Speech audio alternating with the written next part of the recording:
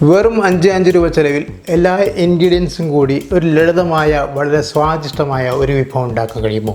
ഒരു 4 പേർക്ക് ചോറിനോടൊപ്പം കഴിക്കാവുന്ന ഒരു പ്രധാന കറിയായിട്ട് ഉണ്ടാക്കാൻ കഴിയുമോ? ഇത് ഗോപി ടാൽക്കാറ്റീവ് വീഡിയോ ബ്ലോഗ്. ഏവർക്കും സ്വാഗതം.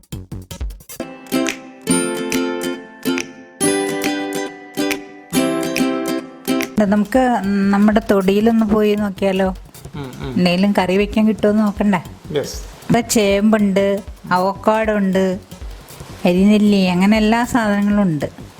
അപ്പോൾ നമുക്ക് വേണ്ടതിൽ ചേമ്പ് എടുക്കാനാണ് ഉദ്ദേശിക്കുന്നത്. നമുക്ക് നമ്മൾ മണ്ണടിപ്പിക്കുകയൊക്കെ ചെയ്തതാണിത്. ഇന്നലത്തെ കാറ്റിലേ നമുക്ക് ഒരു കുടുംബത്തിന് 2 ചേമ്പ് ധാരാളം മതി, 2 തണ്ട്. ഇത് അവിടെയൊക്കെ കണ്ടോ? ഇവിടെയൊക്കെ കണ്ടോ? ശരിക്കും കാറ്റ് ഭയങ്കരമാണ്, ഒക്കെ മറിഞ്ഞു കിടക്കുകയാണ്. ചുവട്ടിൽ മണ്ണിട്ടിട്ടും കൂടി ഇതാണ് അവസ്ഥ.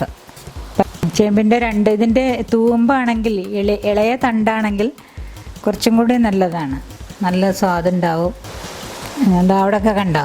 ഒക്കെ മറിഞ്ഞൊക്കെ കിടക്കുന്നുണ്ട്. അതൊക്കെ നേരെ വെച്ച് കുറച്ചും കൂടിയൊക്കെ മണ്ണിട്ട് കൊടുത്താൽ നല്ല ഉഷാറായിട്ട് വളരും.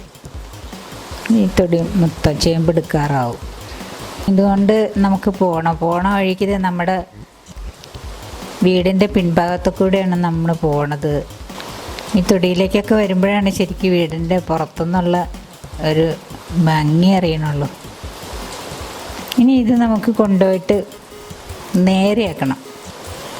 അങ്ങനെ പൈപ്പിൻ്റെ ചുവട്ടിലേക്ക് പോവാം. ഇതിൻ്റെ ശാസ്ത്രീയ നാമമാണ് കൊളോക്കേഷ്യ എസ്കലൻ്റ എന്നാണ്. ഇതൊരു ഫാമിലിയാണ്, കുറേ അംഗങ്ങളുണ്ട് ഈ ഫാമിലിയിൽ. എന്താണെന്ന് വെച്ചാൽ ഈ നമ്മൾ റോഡ് വക്കത്തും മറ്റും കാണപ്പെടുന്ന ചെറിയ താള് എന്ന് പറഞ്ഞ സാധനം, ഒരു വിളറിയ പച്ച നിറത്തോടു കൂടിയ ചെറിയ തണ്ടും ഇലയും ഒക്കെ ആയിട്ട് കാണപ്പെടുന്നത്. കിഴങ്ങ് അങ്ങനെ കാര്യമായിട്ട് കാണാറില്ല, ഉണ്ടെങ്കിൽ തന്നെ അത് ചൊറിയെന്നാണ് പറയാറ്. മറ്റൊന്നാണ് കണ്ടിച്ചേമ്പ്. നമ്മളിപ്പോൾ എടുക്കുന്നത് അതാണ് കണ്ടിച്ചേമ്പ് അല്ലെങ്കിൽ ശീമച്ചേമ്പ് എന്നൊക്കെ പറയുന്നു. ഇതിൻ്റെ കിഴങ്ങ് വളരെ നല്ലതാണ്, നല്ല സ്വാദൊക്കെ ഉള്ളതാണ്. തിരുവാതിര പുഴുക്കുണ്ടാക്കാനായിട്ട് ഇതിൻ്റെ ചേമ്പ് ഏറ്റവും ഒന്നാമനാണ്. പിന്നെ മറ്റൊന്നാണ് കുടവാഴച്ചേമ്പ് എന്ന് പറഞ്ഞിട്ടൊന്നുണ്ട്. വലിയ വട്ടത്തിലുള്ള ഇലയും നീളമുള്ള തണ്ടുമായിട്ട് അതിൻ്റെ ചുവട്ടിൽ കൂർക്കയുടെയൊക്കെ വലുപ്പത്തിൽ ചേമ്പ് ഇങ്ങനെ കൂട്ടം കൂടിയിട്ട് ഇങ്ങനെ കാണാം.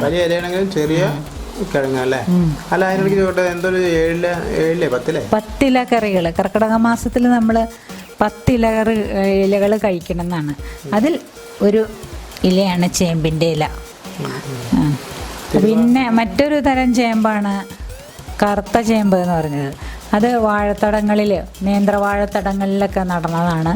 അതിൻ്റെ തണ്ട് വളരെ വലുതാണ്, വലിയ തണ്ടും നല്ല നീളമുള്ള കിഴങ്ങുമായിരിക്കും, കറുത്ത തണ്ട്. ഇതുകൊണ്ടൊക്കെ പല വിഭവങ്ങളും ഉണ്ടാക്കാം കേട്ടോ. പൊട്ടറ്റോ ചിപ്സ് പോലെയൊക്കെ വറക്കാനൊക്കെ പറ്റും ഈ ചേമ്പ് കൊണ്ട്. കിഴങ്ങ് വട്ടത്തിലരിഞ്ഞ് വറക്കാനൊക്കെ പറ്റും. ഇനി നമ്മളിത് അരിഞ്ഞുകൊണ്ടിരിക്കുകയാണ്. ഇതിൽ വിറ്റാമിൻ എ ധാരാളം ഉണ്ട്. പിന്നെ മാംഗനീസ്, അയൺ, കാൽസ്യം, ഫോസ്ഫറസ്, അങ്ങനെ എല്ലാം ഉണ്ട്. ക്യാൻസറിനെ ചെറുക്കുന്നതിനും രോഗപ്രതിരോധ ശേഷി കൂട്ടുന്നതിനുമൊക്കെ പറ്റുന്നാണ് പറയപ്പെടുന്നത്. കൊറോണ കാലത്ത് പുറത്ത് പോവാതെ വീട്ടിൽ നിന്ന് മാത്രം ഭക്ഷണം ഉണ്ടാക്കാൻ ഈ പച്ചക്കറികളൊക്കെ നമ്മളെ വളരെയധികം സഹായിച്ചിട്ടുണ്ട്. ഈ സമയത്ത് എല്ലാവരും പഴമയിലേക്ക് ഒരു തിരിച്ചുപോക്കൊക്കെ നടത്തിയിട്ടുണ്ട്. അതിനിടയ്ക്ക് ചോദിക്കട്ടെ, ഇതിൽ എത്ര രൂപ ചിലവുണ്ടാവും ഈ സാധനത്തിന്? ഇതിനിപ്പോൾ മാക്സിമം ഒരു 5 രൂപയുടെ ചിലവാ ഒരാൾക്ക് ഉണ്ടാവുള്ളൂ. കാരണം കുറച്ച് മല്ലിപ്പൊടി, ഇത്തിരി ഉപ്പ്, ഇത്തിരി കടുക്, ഇത്തിരി വറ്റൽമുളക് 2 എണ്ണം, വെളിച്ചെണ്ണ ഉണ്ടെങ്കിൽ കാര്യങ്ങൾ ആവണുള്ളൂ. ഒരു കുടുംബത്തിലേക്ക് ഒരാൾക്ക് 5 രൂപ വെച്ച് ആവണില്ല. 10-20 രൂപയുടെ സാധനങ്ങൾ പോലും ആവണില്ല. മാത്രമല്ല വിഷം ചേർക്കാത്ത നല്ല നാടൻ പച്ചക്കറി ധൈര്യപൂർവ്വം കഴിക്കാം. എന്നിട്ട് നമുക്ക് കടയിൽ നിന്നൊക്കെ കൊണ്ടുവരുമ്പോൾ നമ്മൾ വെള്ളത്തിലിട്ട് മഞ്ഞളൊക്കെ ഇട്ട് വിനാഗിരിയൊക്കെ ചേർത്ത് വെക്കണം. പിന്നെ നമുക്കൊരു ശങ്കയാണ് നന്നോന്നൊക്കെ, എന്നാൽ തന്നെ നമുക്ക് പലതരത്തിലുള്ള അസുഖങ്ങളും ഒക്കെ വരണമൊക്കെ ഉണ്ടേനും. അപ്പോൾ ഇത് 2 തരത്തിൽ അരിയുണ്ട്. ഇല വേറെ അരിയും അല്ലേ, തണ്ട് വേറെ അരിയും. അതാണ് എളുപ്പം. അതുകൊണ്ടാണ് ഇത്രയും വലുതാക്കിയൊക്കെ അരിയാൻ വേവോ? പിന്നെ ഇതൊന്നും ആവി കൊണ്ടാൽ തന്നെ മങ്ങിപ്പൊക്കോളും അങ്ങോട്ട്. വെറുതെ ഇതിന് വലിയ ഒരു തണ്ട് എന്ന് പറഞ്ഞാൽ അത്ര കാണ്ടമൊന്നും ഒരു ഇതൊന്നുമല്ലല്ലോ, ബലമൊന്നുമല്ല, ഒരു ഇലയുടെ അത്ര തന്നെ ഉള്ളൂ അതിന്. ഇനി ഇത് 2 കൂടി നമ്മൾ പാചകം ചെയ്യും. ഇതിനെക്കുറിച്ച് വേറെ എന്തെങ്കിലും പറയാനുണ്ടോ? ഇനിയിപ്പോൾ ഇത് എങ്ങനെയാണ് പാചകം ചെയ്യണേന്ന് നമുക്ക് നോക്കി നോക്കാം. 2 കൂടി നമ്മൾ പാചകം ചെയ്യാൻ പോണത് ഒരു മൺചട്ടിയിലാണ് പാചകം ചെയ്യണത്. ആദ്യം നമ്മൾ ചട്ടി ചൂടാവുമ്പോൾ ഇല ഇട്ട് കൊടുക്കും. കാരണം ഇത് മൊത്തം ഒരു ചട്ടിയിൽ കൊള്ളില്ല, അപ്പോൾ അത് 2 സ്റ്റെപ്പായിട്ടൊക്കെ ഇട്ട് കൊടുക്കേണ്ടി വരും. നമുക്ക് അവസാനം അറിയാൻ എന്തോരം ഉണ്ടാവും എന്നുള്ളത്. ആദ്യം ഒരു സ്റ്റെപ്പ് ഇട്ട് കൊടുക്കുകയാണ്. അത് കഴിഞ്ഞ് അതൊന്ന് ഇരുന്ന് കഴിഞ്ഞ് ഒന്ന് അവിഞ്ഞ് കഴിയുമ്പോഴാണ് അടുത്ത സ്റ്റെപ്പും കൂടെ ഇട്ട് കൊടുക്കും. എന്നാലാണ് ഒരു ഫാമിലിക്ക് ധാരാളം കൂട്ടാനുണ്ടാവുള്ളൂ. 2 തണ്ടുകൊണ്ടാണല്ലോ, 2 തണ്ട് അതിൻ്റെ ഇലയാണ് ഇപ്പോൾ നമ്മൾ എടുത്തിട്ടുള്ളത്.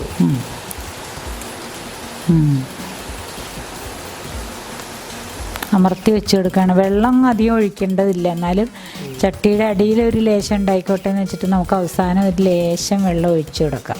ആ വെള്ളം അധികം തന്നെ ആകുക, കാരണം ഈ തണ്ടിൽ മുഴുവനും ജലാംശമാണ്. തണ്ടിൽ ഇലയിൽ എത്ര തന്നെ ഇല്ലെങ്കിലും ഇലക്കറികൾ ഒഴിക്കുമ്പോഴൊന്നും ശരിക്കും വെള്ളം ഒഴിച്ചു കൊടുക്കേണ്ട ആവശ്യമില്ല. ഇനി ഒരു തുള്ളി മഞ്ഞൾ, ഇത്തിരി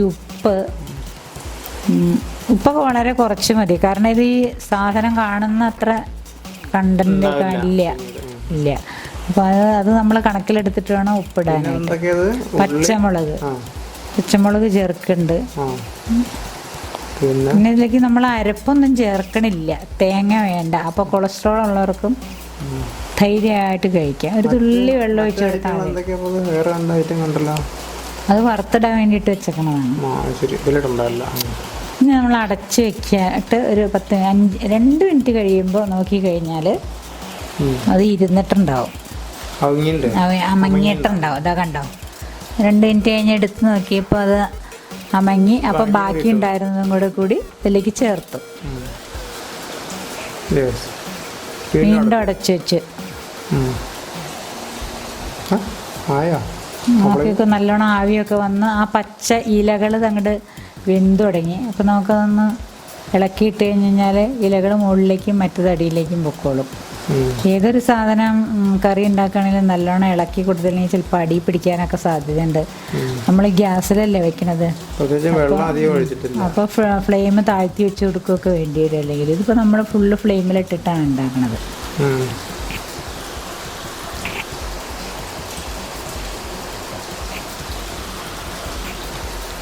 ഈ ചട്ടിയിൽ വെക്കുന്നത് കൊണ്ട് നല്ല ഗുണങ്ങളുണ്ട്.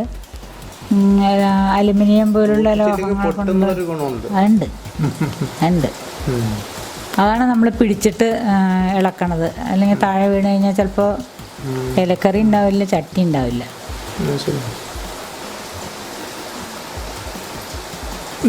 അപ്പോൾ ഒന്ന് ഇളക്കി. ഇതൊക്കെ ചെറുപ്പക്കാർ കുട്ടികൾക്ക് ഇഷ്ടപ്പെടും. അതൊന്നുമില്ല, അവർക്ക് എപ്പോഴും നമ്മുടെയൊക്കെ എരിവ് നല്ല ഇതൊക്കെ ഉള്ള നോൺ വിഭാഗത്തിൽപ്പെട്ടതാണ് ഇഷ്ടപ്പെടുള്ളൂ. നമ്മളത് വെന്തോന്ന് നോക്കുകയാണ്, പെട്ടെന്ന് വേവും, 5 മിനിറ്റ് കൊണ്ട് പണി ചെയ്യും. നല്ലോണം തീയ കത്തിച്ചിട്ട് അപ്പോഴത്തേക്കും നമ്മൾ മറ്റേ അടുപ്പിൽ കടുക് പൊട്ടിക്കാനായിട്ട് ചീനച്ചട്ടി വെച്ചു. കടുക് ഇട്ടു.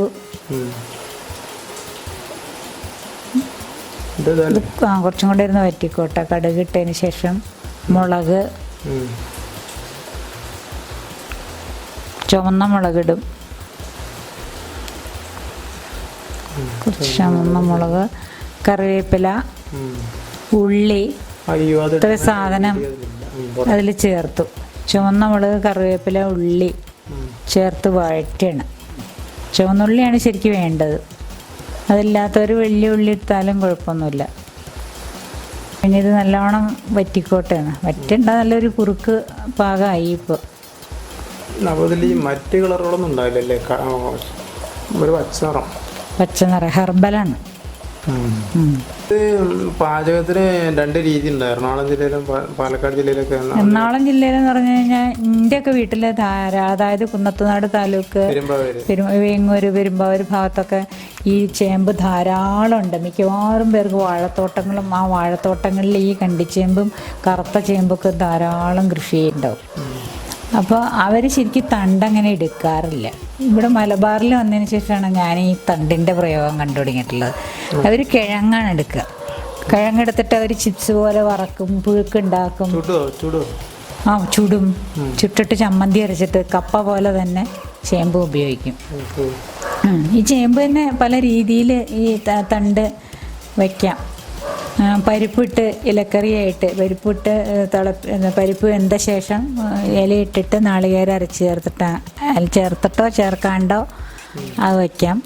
പിന്നെ പുളിങ്കറി വയ്ക്കാം, മോരൊഴിച്ച് കൂട്ടാൻ വയ്ക്കാം.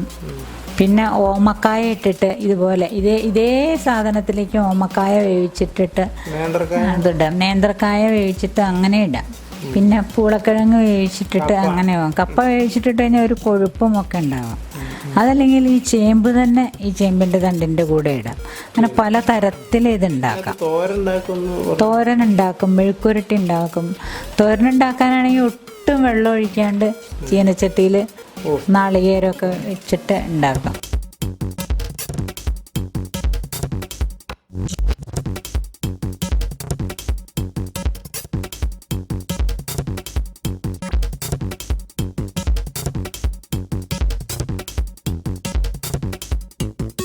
നമ്മുടെ ഐറ്റം റെഡി ആയിട്ടുണ്ടല്ലേ? നമ്മുടെ ഐറ്റം ശരിയായിട്ടുണ്ട്. നമുക്കതൊരു വെളുത്തൊരു പ്ലേറ്റിലേക്ക് സെർവ് ചെയ്തിട്ട് നോക്കാം എന്തോരം ഉണ്ട് എന്നുള്ളത്.